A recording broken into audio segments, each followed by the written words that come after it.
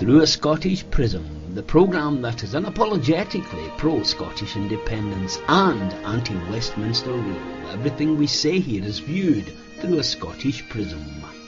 Brought to you by Barhead Boy. Hi folks, and welcome back to Through a Scottish Prism. Lovely to have you back. Been a week since we last did a wee chat, and it's nice to have you back again. Well, we're going to be a different bit of format this week because it's conference week.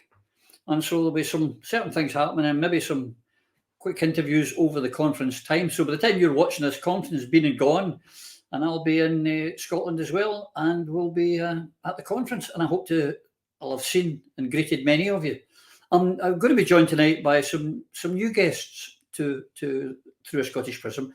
I have got some council candidates, two from Alba and one independent. The independent is John Bell, ex-SNP, who's standing in the Doon Valley. He's been a councillor since 2012 and is now standing as an independent, not SNP. John, welcome to Through a Scottish Prism. Good evening, Roddy. How are you? Good. Nice to see you. I'm also joined by Iain Cameron from up there in Banff, an Alba candidate up there in Banff, up in the beautiful part of the country up there. Nice to see you, Iain. How are you?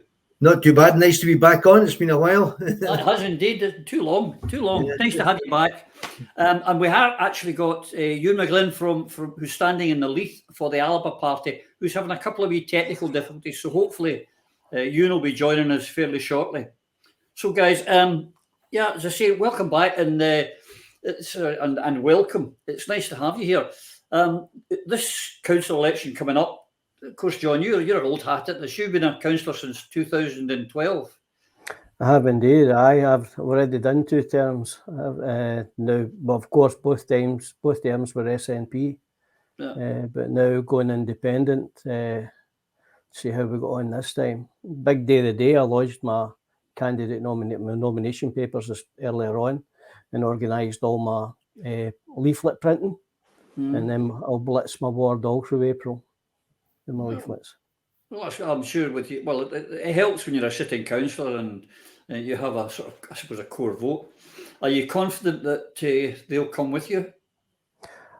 I am. Well, I'd actually considered retiring. I retired from my workaday job, you would call it, last year, and I was going to retire after this election. That would have been me past. That's 2 terms, done my civic duty, and I was quite happy at that.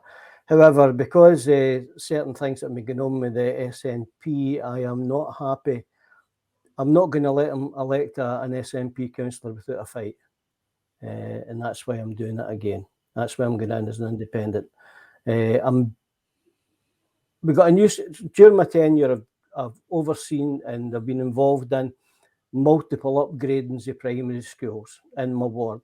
Got a full new primary school built at Bellsbank, absolutely beautiful wee school.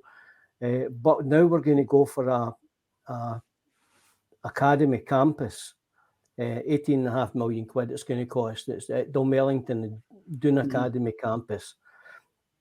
And the instruction came from the Scottish Government, which was a very, very strong suggestion that all toilets had to be gender neutral. And I just blew. I didn't blow, but I just kicked up my heels at that. And that's why I'm standing. That's one of the reasons I'm standing again, is that I'm wanting to make sure that my children are looked after, my school kids are looked after. I'm protected. I'm protected. I've got a thing on my leaflet. I wrote it last night.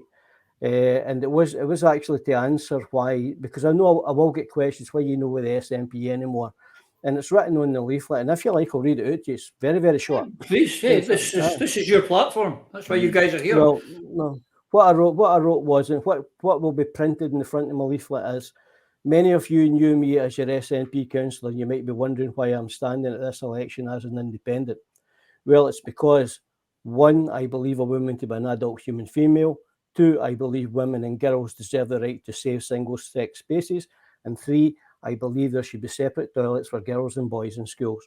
Each of these beliefs are contrary to Scottish National Party policy, and that is why I resigned from the SNP. All these beliefs are very important, but number 3 especially, as it will apply to the new Doon Academy campus. If you elect me as your councillor, I promise that I will make sure girls and boys have separate facilities in the new school. So that'll go in the front of my leaflet, and I might as well set out my stall as I mean to go on. Yeah, more power to you. It's an excellent reason to stand. Because, for example, one of the things, Iain, if I could come to you, who you're standing up there as a Celtic Banff, and there's a 5-point plan with Alba, and certainly women's rights is one of them. So I'm sure you would agree with John's stance. Absolutely, 100% behind that, and I'm getting a lot of traction with that. You know, I'm getting about the town, meeting people, and particularly talking to women, and they're very supportive of that. I don't think the SNP really did their homework in this. Well, they probably, I believe they've been deliberately divisive in this. But yeah, I mean, I'm also using. I mean, the fact that, as you know, I was 55 years with SNP, and I've been campaigning for independence for about 58 years, and so independence is obviously it's ingrained in me, the desire for independence. But equally, I'm also using I'm a chartered civil engineer, and I'm using the benefit of my 45 years experience in that to try and deal with local issues, and there are lots of local issues which I'm again getting traction with, particularly there's a campaign there to save the Canal Park, which I believe that we need to do more for teenagers, provide facilities for them, you know, rather than them just hanging outside chip shops in there. We need to provide, and I've been looking to help providing a skate park, but there's also the football parks there, and we want to encourage youngsters to keep playing that. Whereas Morrison's have come along, and there's been some underhand dealings, I think, with some of the Tory councillors and the local Tory MP meeting with them and trying to encourage Morrison's to come along there. Now, there are wider implications and wider issues here, and I just this week last week had a letter in full published by the local paper, and setting out. I mean, I tried not to come down and say, like, you know, vote against Morrison, but I tried to say, do we need another supermarket in the area? In which I came down and answered, yes, I do believe that, but Aldi want to come to Macduff, which is just a mile away, so that'd be far better. Is Morrison's the right supermarket, and is this the right location? And you know, and basically using my civil engineering experience, I pointed out that the flood risk of that site, and also pointed out the traffic problems. Well, it just so happens that a couple of days ago, SEPA came in and raised an objection to them because of the flood risk in the site.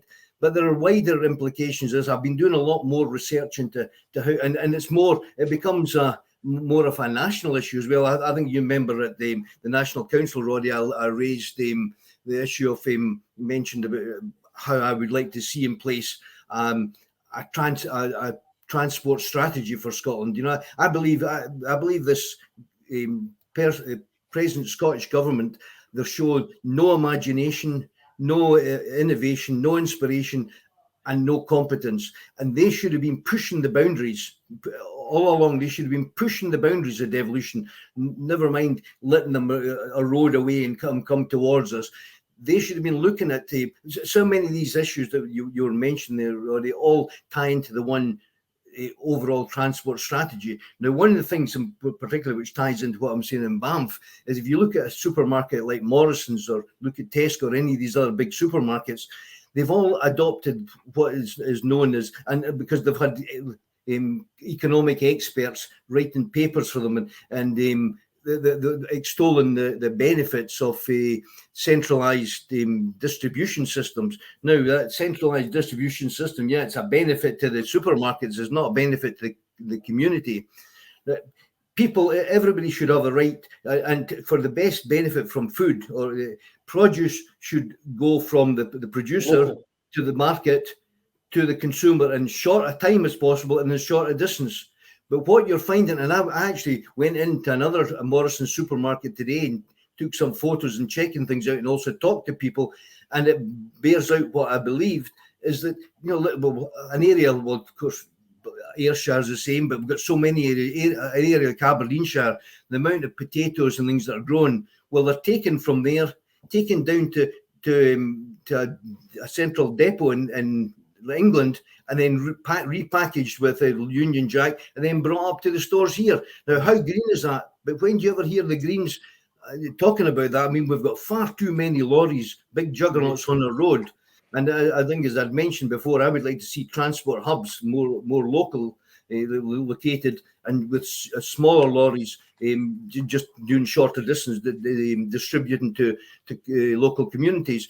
These big lorries are churning up our roads. They're costing a fortune in maintenance. They're churning. They're eroding non-slip surfacing. They're damaging curbs. They're damaging signs, and it's costing a fortune in maintenance. And there are far too many of them on the road. Well, you're going into the right job as a councillor. That you've in the right place to get it. John, is it? If I could just say to you, John, I mean, I've had a few MPs and MSPs on here over the time in my show. And the amount of times that they come back and they say to me, well, actually, most of the people that come to see me, it's about their roads, their schools, their bins. And I don't think, I mean, you've been a councillor now for 10 years, you know, without patting your own back, but you don't feel sometimes that councillors generally, not just independents, but councillors in general, don't get the credit they deserve, because it's the closest, if you like, point to the public is the council. Aye, well, but if I wanted to applaud, I'd be at the Palladium. You know what I mean? I'm not caring about anything like that. It's a privilege to be able to help folk. It really is. In my previous life, I was a blasting engineer, and I worked all over the British Isles. I spent a lot of time in Ireland, in the south of Ireland. Absolutely fantastic. And I used to get a real buzz every time I turned the key to blow up something. I mean, it's a terrible thing to say, but every time I blew up something, you could come in handy later. I know it's fantastic feeling. You've worked all day loading a shot up. You've got maybe 80,000 ton of rock to bring down. You've got to bring it down safely and to the standard that the quarry demands. And when you do it, it's a great feeling of accomplishment. It's absolutely fantastic. Of course, when it doesn't go right, you feel like shit. But when it does go right, you feel great. However, I can get the same, and I just recently did it. There was a gentleman in my ward couldn't come home because he needed adaptations done to his house. And he was stuck in the hospital and we couldn't get him home. And then I worked with the local East Ayrshire Council Housing Department and our social health and social care, and we got a wet floor shower put in for him, which meant he was able to come home to his family. And that, I get the same feeling from that now as what I used to get. That's a huge accomplishment, because you're really making a change to folks' lives, and that's the thing that annoys me about a lot of the. Not so much like I say Iain there, because and no offence, Iain, but you've been around. You're the same as me. But what you're getting, and I put this term on Facebook, and I regretted it after I did it. But then I seen folk was using it. I was crying them Nicola's Flying Monkeys, which is all these the youth group that are getting that they're trying to punt into the SNP and load the councils with these young people. The young people deserve a voice. We've got an absolutely fantastic councillor in East Ayrshire called Claire Leach, and she I think she was the youngest. She was deputy provost for a while, and I think she was the youngest councillor at one point. But absolutely brilliant councillor. However, what we're getting with Nicola's Flying Monkeys are these youngsters. And I might be very unfair to them. I might be being unfair, though I suspect them no. They don't see being a councillor as an end in itself. I didn't want to become a councillor. I spoke to Adam Ingram, who was my MSP. Adam Ingram, no, the SNP Adam Ingram, no the other Iain. I remember Adam. He talked me into becoming a councillor. And it was the best move I ever made, and I'll always be grateful for him. But I see being a councillor as an end in itself. You're there to help folk, and you don't get hellish much pay. They all think you're in the gravy train, but unless you're a City of Glasgow councillor with Alios coming out your bahookie, you're no, right? So you're no highly paid, but the job satisfaction is tremendous. But I'm afraid that some of these young people, I think they're seen as a stepping stone. They're going to demonstrate their loyalty, and then they maybe get a place in the list. Or if they're really loyal, they maybe even get a safe seat. And then they're on to 80 grand a year in expenses or whatever it is they're getting now. And if I'm wrong, I apologise in advance. If I'm wrong, I apologise. But I believe that they'll not treat the job with the reverence it deserves. I would agree with you. I mean, the reason why Iain, I was asking that question to John, I was actually setting him up for a left hook there, but he beat me to it because, but by saying that, there is a lot of job satisfaction, and it's always the lowest turnout, and I find it quite, from a point of view, I think it's the public don't have enough of an appreciation of what is done, and it is about getting a wet room. It is about fixing the road. It is about getting the toilets, and these are the things that affect what's happening in the world of finance or whatever. Yes, it has an effect, obviously, in people's lives, but I mean in the day-to-day things, education, roads, policing, etc. Well, I mean, that's what I feel as well. I mean, at the moment, my main job, I mean, I haven't been a civil engineer, structural engineer. Roads are your thing, yeah. Yeah, but absolute roads and water and drainage and structures. But also now I'm working in education, so I feel I'm giving something back. And this is what I would feel as a councillor as well. I'm using the benefit of my experience. I'm going to help out with you because I've got a knowledge of the education system, how it works. I mean, I'm an assessor just now for SVQs and in all different fields. So it's been able to give the benefit of that experience and hopefully to help people. I mean, I'm quite happy to help people whatever their needs are, but in the wider context, in the council, I would like to be able to, having managed a major road maintenance program of West Lothian before, where we had a massive amount of money made over from the West Livingston Development Corporation, was able to manage that and spend it and upgrade the roads, and I feel that if it's persuading the priorities and making enough money available and doing things, you can actually cut down on maintenance costs for years to come. And it's using these kind of ideas to try and help with the finances of the local government, but help people. That's the biggest. I mean, I think Roddy, I've worked in New Zealand, Australia, and the Middle East, and I've travelled extensively a lot of places. The roads in Scotland are now becoming a joke. They're becoming the worst anywhere, and it's unacceptable that we should have that. It's causing tremendous damage to people's lives, people's cars. I mean, people are being now through the greens and the way they're moving, they're trying to shame people into moving towards electric cars. People can't afford that. The ordinary people can't afford that. But you never ever hear anybody saying, well, when are they going to switch all the lorries over to electric? And they're the ones that are causing all the damage. And you never hear any of the Greens saying, why are they taking produce all the way down to England and bringing them back up to Scotland again, using all that? But why are they not also converting them to green? Because the heavy haulage companies are far too strong a lobby. Yeah, well, Iain makes a great point here, John. You've been in the council for a while about local finance, the roads. But the problem is that there is never enough money. And I mean, the councils have been getting squeezed and squeezed and squeezed. And something like, for example, roads, they're a thing that you can, we'll save a few quid there. And I'm not criticising, because the councils have been left in a hellish position where every year from 2010, since the Tories got in, there's been austerity and cuts and cuts and cuts. And it's all, and if we were to do everything we would want, yeah, it would be great if we had the money. But that is the problem. Finance, is it not? We need to look at a different way of financing.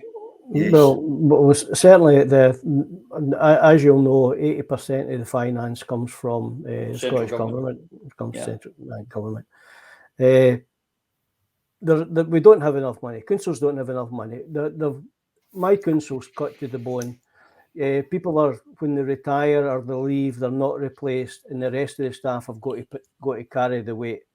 My daughter works with East Ayrshire Council, and my wife works with the homeless people with East Ayrshire Council, and their department, they do a fantastic job. The two of them, they do great jobs, but there's never enough money.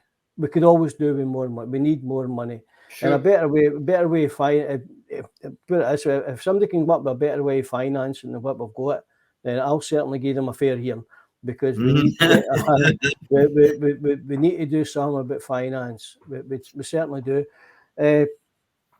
Personally, I think that Scottish Government could give us a lot more money and drop this incessant ring fencing, because that's all you get, right? We're going to give you £2 million, but you've got to spend it on that. Never mind that in your area, in your authority, what they're wanting to spend the £2 million on might be already very well funded and no needing that money. Well, the money could be better spent elsewhere. But the insistence is on ring fencing, and it hamstrings, it ties your hands, and it's not a good thing in my opinion. But certainly, I think the Scottish, because the thing that always gets me right is, I was explaining this to a guy the other week there.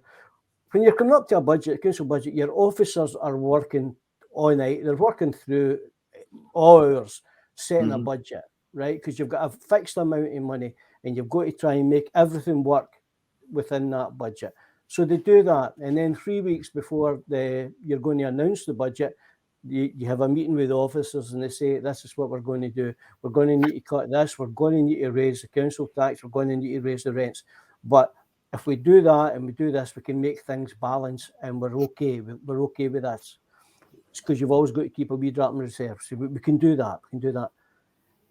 And then a fortnight before you're due to pronounce the budget, Kate Forbes says, you're in there £120 million a year. So your council officer, your officers have got, your finance officers have got to go away again, and now they've got to factor this in, and they come back to you again with another budget. And then what happens is, like what happened at that last one, 3 days before we were due to present the budget, she comes back, there's some more money. And you've got to go and work it out again, because you can make savings. Now you can fund other things where you couldn't fund it before in the original settlement.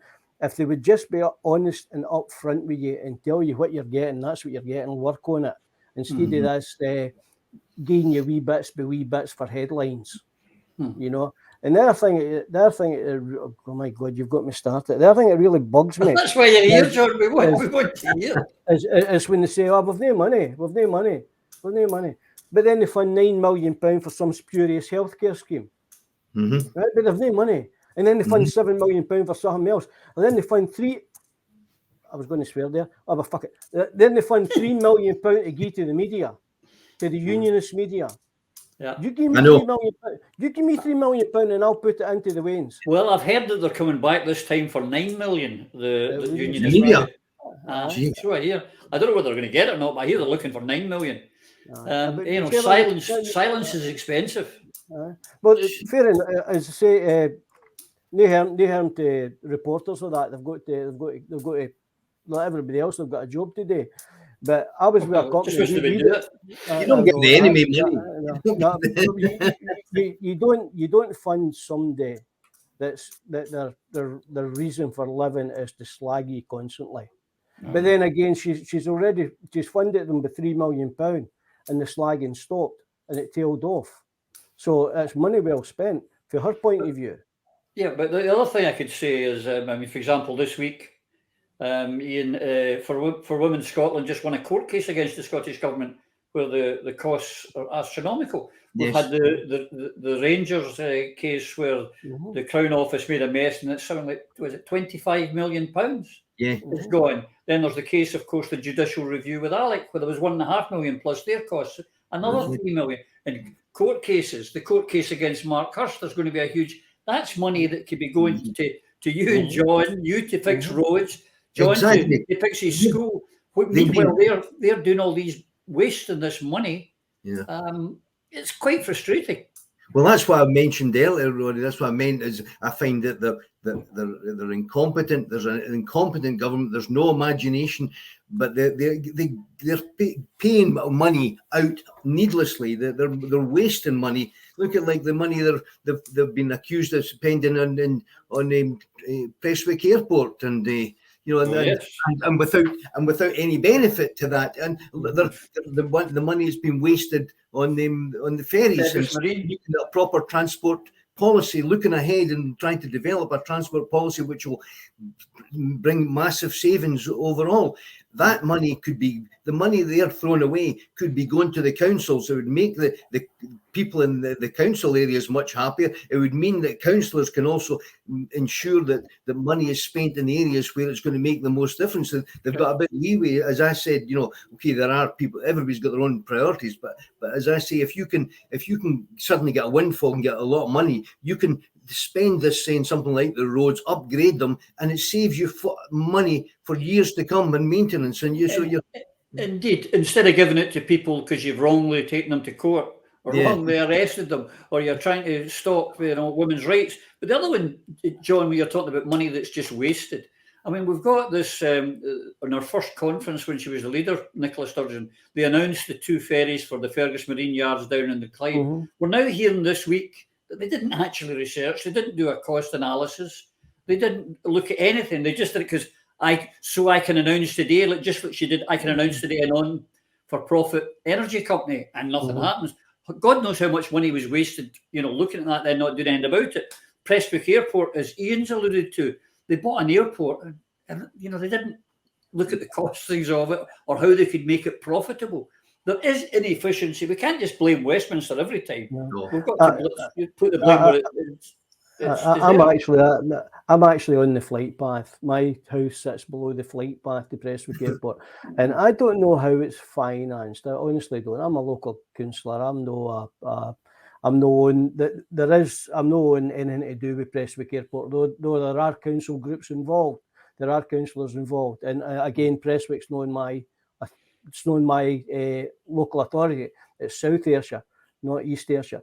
However, as I said, I'm on the flight path, and I reckon that if you were to charge every American plane a couple of grand every time they land, then your airport would clear its feet. It's constant. It is constant with great aircraft coming in, whether they're Canadian or Americans. During the Gulf Wars, that was all the time. They were in and out all the time. We used to see loads of young, oh my God, they were only boys, they were only children, young boys in uniform, in American uniform and chocolate chip uniform in air. It was, I used to feel so sorry for them. But anyway, that's I digress. But it's constant with the military aircraft that come in. You got to know, you get the odd Ryanair flight coming in, but they're not as busy as they used to be. But certainly the military, I have no doubt they're getting paid, because what they're coming in, these planes are coming in to get refueled before they hop across the pond. That's there's only Ryanair who use it for flights. I mean, I'm using it this week for a conference. It's noise, but Ryanair, it used to be really, really busy. In the morning, I'd be getting up, going to my work before back at 6. And it would be like 1, 2, 3, 4 planes all just shooting off at the one time. By the time I walked for the house out to the pickup, there'd be 3 planes there, my napper, all going to different bits. But it's a lot quieter now than it used to be. Well, COVID didn't help. I mean, that's the one thing I found actually talking about that. Getting planes from Barcelona to Glasgow is appalling. I mean, if I want to go to London or Manchester or Birmingham, no problem. You get 2, 3, 4, 5 planes a day. 1 every 2 or 3 days into Scotland, because again, that's what happens when you're a colony. And but this is the thing, that they seem to go for headlines and don't actually think it through, and that worries me when it comes to independence. If these are the people who place orders for ships or buy an airport and then don't actually look at and we want them to negotiate for us, it's a worry. Guys, we're coming towards the end of our time. The campaign's underway, but we're not up fully running. If you could give, something to really help, what would the one thing you would like, apart from lots of workers and lots of money? Is there anything that would, and good weather, obviously, is there anything that would make your life a bit easier, Iain?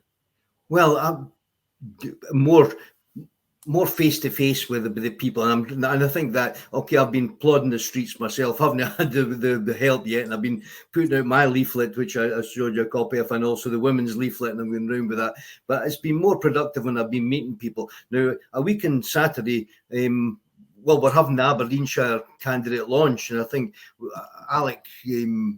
I'm not sure, but I think you may be having it in Banff, but we're certainly having a street stall afterwards in Banff, and we get a lot of people coming over, and that'll be good. And just being able to talk to people, be out and about in the street and meet with them and try and explain. You know, I think once I get talking to people face to face and getting discussing with them where I'm coming from, how I want to help all the different parts of the community. I mean, because most of the things I'm talking about, they all tie into one another, like the regeneration of the town centre. And, you know, a supermarket like Morrison's come there would not lend to that. I mean, they want to open up their own butcher's department and the fish department and bakers. And we've got some smashing small shops along the high street. And I would, but there are too many shops closed. And I want to see. You've definitely got a bee in your bonnet about Morrison's, Iain, I can tell. Not just Morrison's. I've had my bee in my bonnet team. I mean, I went to a Tesco today. I'm down in Edinburgh, by the way, this week. I had to do some work, and so I stayed on with my son's place to go to the conference on Saturday. But no, I mean, like Tesco have got these big signs up in their window just now, working with Scottish growers. So I went in, and then again looking through all the bags of tatties and everything like that, all with Union Jacks and them all down south. I mean, I brought it up. I said, well, what's all this about? Why are you telling lies in the window there that you're working with Scottish growers when you're bringing out you're bringing things by lorry up from this down south?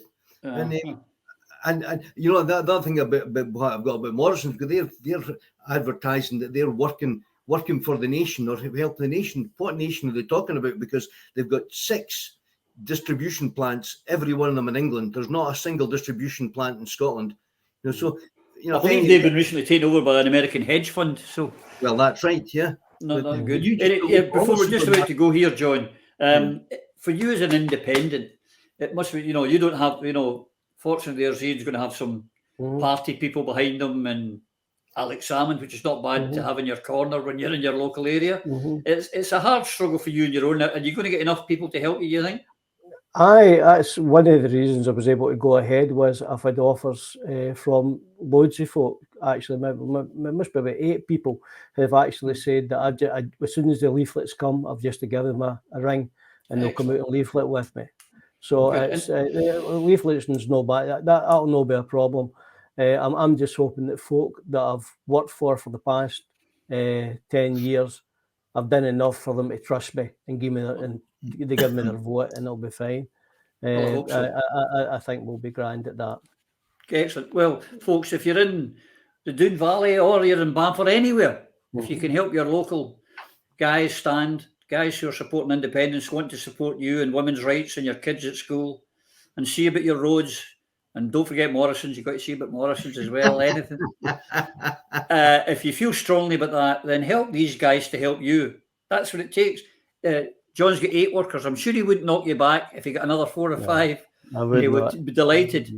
Guys, can I wish you the best of luck, and can I thank you for giving me your valuable time tonight? Thank you, Roddy. We'll see you in Saturday, probably. Yeah. Well, I'll see you at conference where I'll be talking about. I've got a motion going through actually on local government finance, because I'm proposing that the party looks at annual ground rent, roof, and floor tax, and allows councils to raise 100% of their own money. Brilliant. So that's what I'm good for. So by the time this show goes out, we'll know if I've been successful. Well, I'm hoping to get a motion. I'll let you know. Motion and basically about through Now Scotland, but uniting all the independence parties, reigniting the Yes movement, and starting to take specific action in favour of independence. Excellent. So, guys, can I ask you, after the elections are over, if we can get you back and you can tell me about your experiences? Well, indeed. Win, lose, or draw. I've got a funny feeling, you know, I'll be talking to 2 councillors next time I see you. Here's hoping. You Thank you very much, guys. Roddy. Thank you. Thank you. Thanks, Roddy. Bye-bye. Thanks, John. All the best, John. Cheers. And you, Ian. Good luck. Thanks. Well, thanks to the guys. I hope you enjoyed that. I did. Two very enthusiastic lads, and they deserve your support, as does all of your local candidates. These people putting their names up and putting themselves forward deserve the support. And now, this week, I don't have the Coatbridge Cavalier or the Paisley Mohawk. They're both otherwise engaged. And it's a wee bit different this week, as I say, because it's conference week. And but I'm joined by a good old friend of mine and another bar head man. See, you're getting two for the price of one. And he's going to talk to me about, amongst other things, the vote to your book and some other things have been happening this week. And I'm delighted to welcome my good buddy, John Duffy. John, my friend, how are you? Not bad, Roddy, and yourself? Oh, life's a bowl of cherries, mate. You know me. Nothing changes. How's your tsunami looking? Aye, my famous tsunami. Aye, yeah, that's a private in-joke, folks. Because when I live up a hill, there's a kind of curvature of the earth, and it looks as if the sea is actually above my house, and there's a tsunami coming in. So anyway, and I'm sure someone will be doing, or well, actually, the reach it is. I'll get one of those ones. John, great. One of the, numerous reasons why you're here, my friend. We haven't had you on since conference down in Inverclyde, actually, and we had a few connection problems there as well. Just as we did with Ewan tonight, and we'll have Ewan folks on midweek, and along with Eileen, who we had problems with a couple of weeks ago. One of them, this, because as we get closer to the council elections, we'll be having more Prism shows.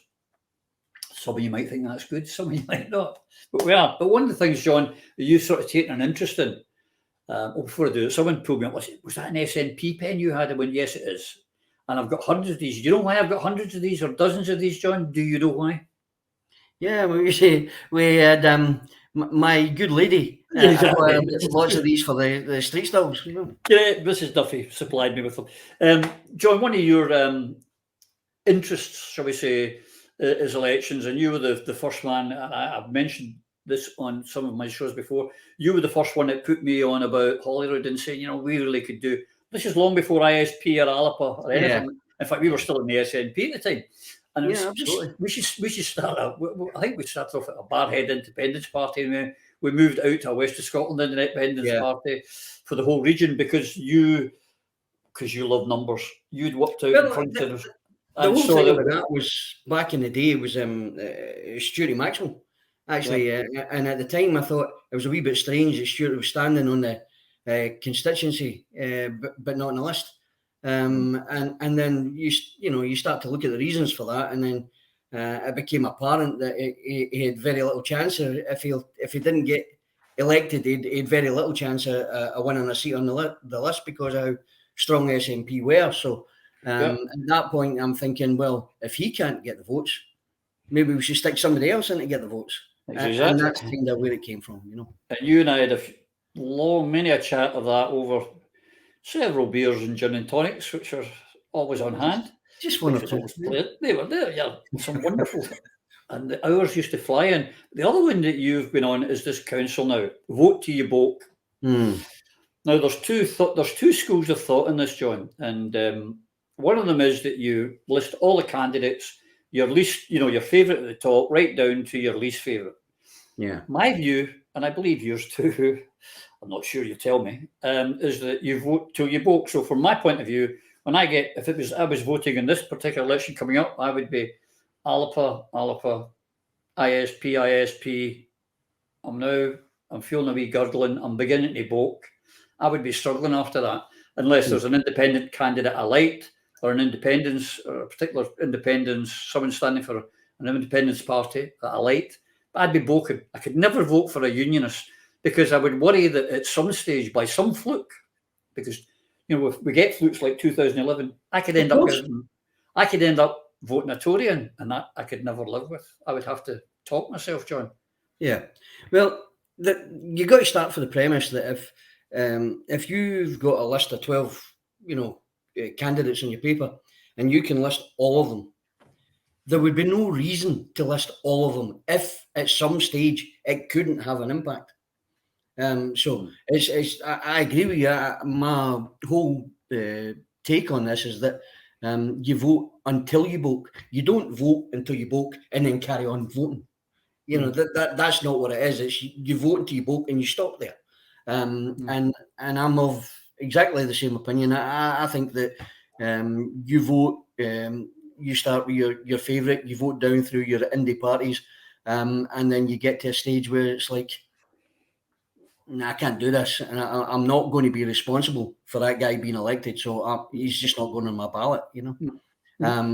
There have been, as you know, there have been various different bloggers, etc., who have put up a different theory on this, where we had, I remember back in the day, Doug telling me that he actually came to our branch and agreed with me. A Barhead Nielsen, and he agreed with what we're saying. And then a few weeks later, he published something entirely contrary. Correct. In the National, because now he was suiting somebody else's narrative. The whole thing about that is that he said, and he published a piece in the National that said, you know, if you put the Tory in 12th place, you're telling him he's your least favourite candidate, which is absolute bollocks, because, you know, once all the transfers are done, your ballots are then disregarded. So anything that's left on there that hasn't been used is just disregarded. So they don't know whether they were 9th, 10th, 11th or 12th. They just don't know. So you're not telling the Tory that he's 12th, you know. And another theory I heard there was that, well, you know, by putting him 8th or 9th or whatever it is, you're actually voting against him. Well, there is no mechanism to vote against anybody. You can vote for them in an order of your preference. As long as they're on your ballot, there is a possibility, no matter how slim, there is a possibility that they will receive a percentage of your vote. So I just don't put them on. If I wouldn't like part of my vote to be going to that candidate, it won't be on my ballot. You know, simple. That's my opinion. And as you say, there's people who disagree with us, and you know there'll be people who'll disagree with this. But I'm with you. That's what they meant by vote to your book, and I believe it came originally from Ireland. That phrase, vote to your book. So. Yeah. God bless them. And they know what they're doing. So, what I find funny about this, I mean, as I say, you and I don't know how many hours, John, you and I have spoken politics over the years. Quite scary, but usually with alcohol in it, and I don't see any alcohol here. I don't know about you. I tell you what, if I'd been getting paid for it, I'd be well off now. You know. Well, we pay the usual fee here every time. But there's other things, John, happening in the world this week that I'd like to share. You share some time with me. And one of them was our Royals popped off to, while things are going by, went to the Caribbean and went into Jamaica on a goodwill tour.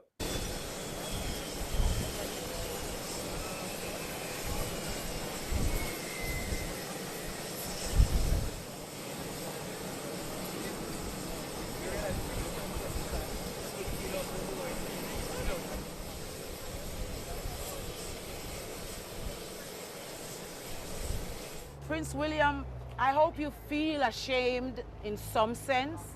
I hope you feel remorse. I hope you feel, how could my ancestors do this? They represent a certain kind of history that is unpleasant for our people. That went well. Yeah, didn't it just? What did you make of that? Because the Jamaicans looked Jamaica. What did Jamaica that? Come on. Well, you know, I think it's a bit of a PR disaster. Just a bit. You know, the final kind of function that they were attending by the Lord Governor or whatever he is of Jamaica, who's the Queen's representative there, and the Lord Governor or whatever it is, and they attend that, and the Jamaica's foremost politician tells them at that point, at that meeting, that they don't want the Queen as the head of state anymore. And so, and you, I mean, who's to argue? I mean, I don't want the Queen as the head of state anymore. You know, I don't see any reason. I don't know what they do. I don't know what their function is, and I don't know why they're required. So I don't see why we should pay a fortune for somebody that does nothing for us. You know? Great. I thought it was quite amusing. It's literally as Billy's plane was taking off with Kate, they're already taking moves to become a republic, just like Barbados, and hopefully one day just like Scotland. But this week, I suppose the biggest thing going, John, is the budget. Now, for years, the Tories have tried to talk about, don't vote for Labour or anyone else because we're the best for the economy, we're the best for business, we're best for you. We're now going to have the highest tax burden, John, in 70 years. Yeah, and it's only getting worse. Yeah. Because essentially part of the budget was that the tax bracket and the national insurance were going to be frozen for 3 years. So essentially your tax allowance isn't going to increase. So effectively, inflation is going to overtake that, and it will be an effective cut. So as time goes on, as that 3 years goes on, you're getting, even if nothing else happens, you're getting steadily worse off across that 3 years. So, it's like, it's typical Tories. It's all smoke and mirrors. Oh, we did this. Actually, they didn't, No, they didn't. It's like the 5 pence fuel duty thing. And they say, well, we're going to give you 5 pence back. No, they're not. What they've actually done is, of course, the biggest part of the cost of fuel is government tax. So when the price at the pump goes up by 60 pence, something like 42 pence of that belongs to the government. So what they're saying is, instead of collecting our 42 pence, we'll just take 37 pence off you. Of a higher rate, a higher price. Yeah. More 37 pences, yeah. But just as I attack the Scottish Government for today, I can announce a non-for-profit. And let me just to say with the Tories, they're playing it big, folks, and they're saying, well, we've cut income tax to the lowest rate ever, down to 19 pence to the pound. All right, so yeah, but you stuck up national insurance. You took it with one hand and took more back with the other. Again, smoke and mirrors, John. Well, the other thing about that is the cutting the tax rate from 20 pence down to 19 pence doesn't come into effect until 2024. But the rise in national insurance kicks off right now. Absolutely. It is.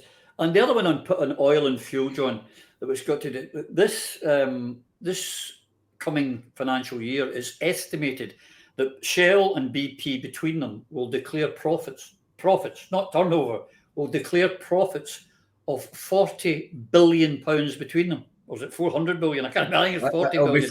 I think 400 is nearer the mark. Yeah, but 400 billion. And yet they needed to put the price up because... Well, we don't. The companies are blaming speculators. And if you listen to the news and all that, they're saying, it's because of the conflict in the Ukraine.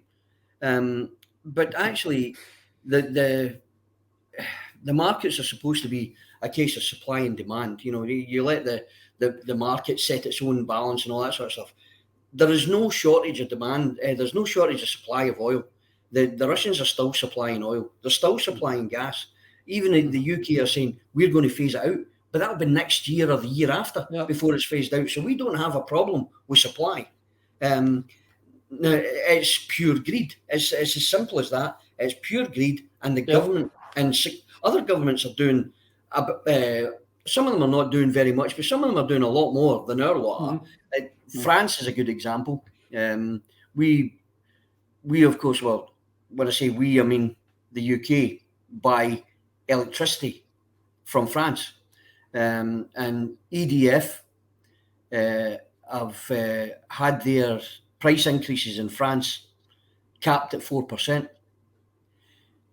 But the electricity they sell to the UK is increased by 54%. Yeah. Now, EDF is Electricité de France. It's 80, I think it's 85% owned by the French government. So essentially, the French government is taxing us to keep electricity in France cheap. Well done, Labelle France. Absolutely.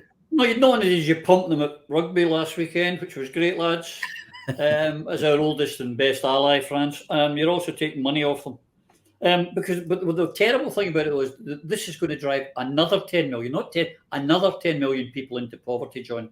fuel poverty and poverty in itself because of the greed of the City of London. I know everything in the UK is all about money and profit. But if I could just get you on, you're talking about Russian. The other thing that's come out, and people are so unaware and oblivious of what's going on here, is that the Russians are now saying to unfriendly nations, which you could count as the UK as one of them, but the whole of the EU, they're now demanding to be paid for their oil and gas in rubles.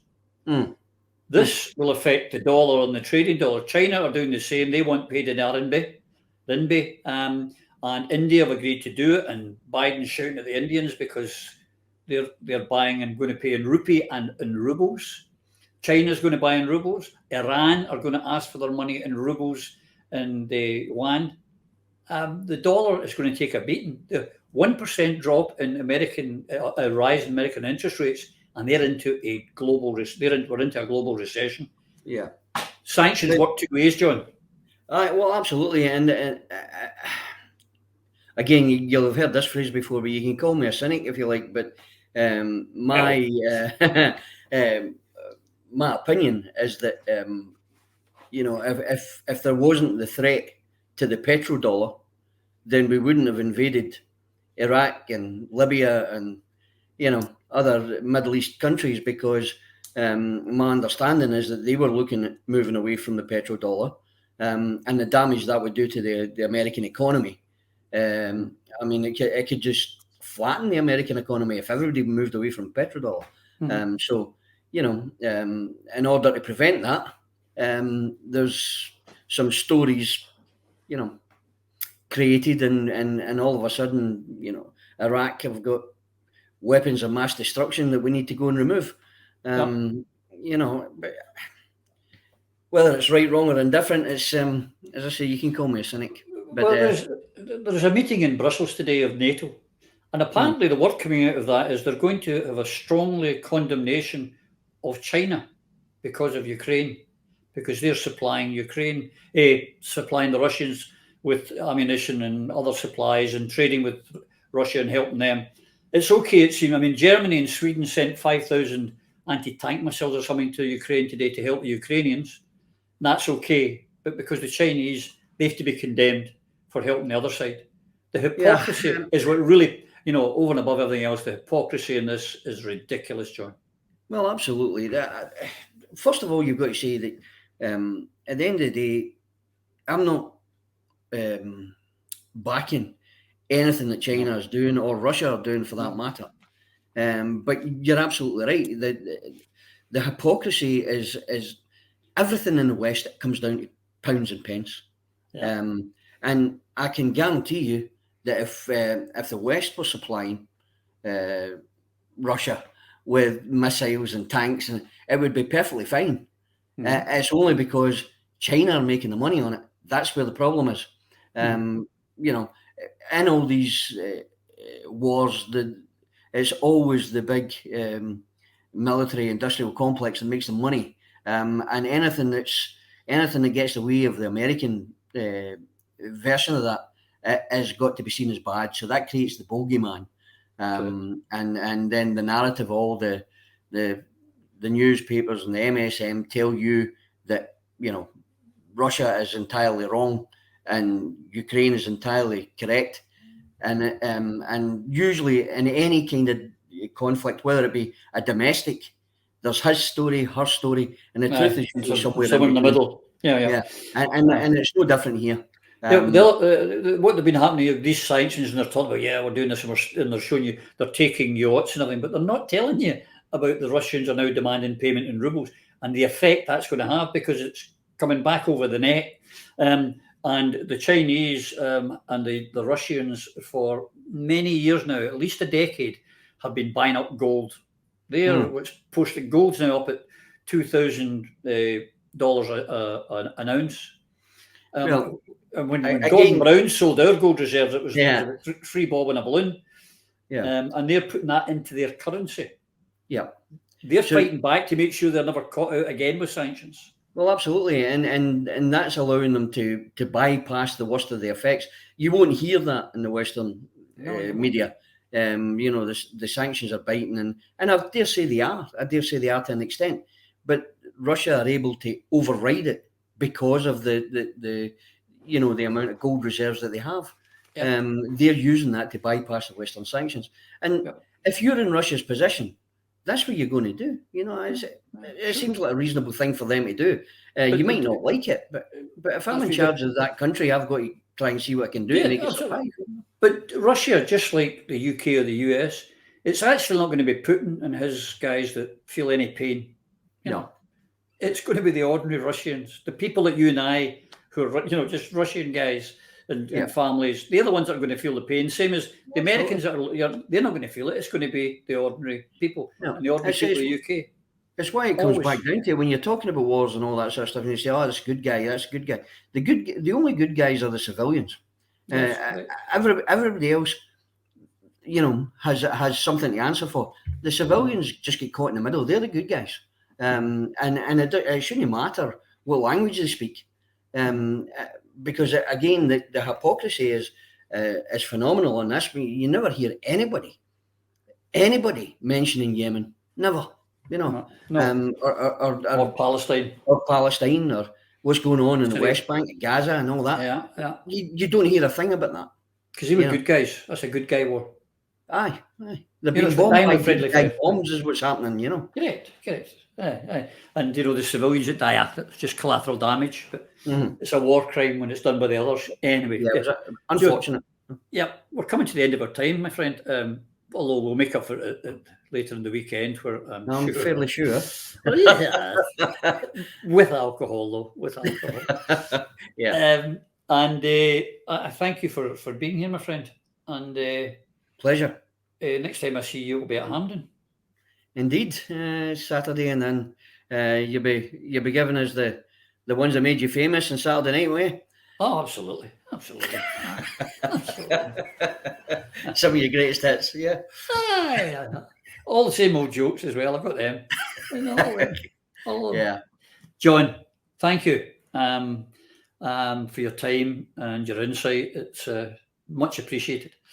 And I'll see you in a couple of days or a day. Good to chat, as usual. And if you get to the bar first, which is usual. All right, mate. Speak to you soon.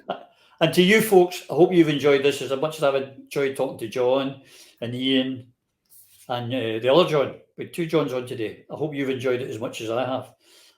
And there's a wee bonus part coming for you as well. But until I see you again, please, you and yours, take care.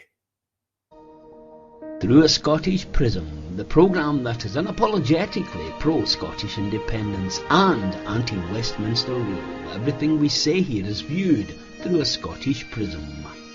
Brought to you by Barhead Boy.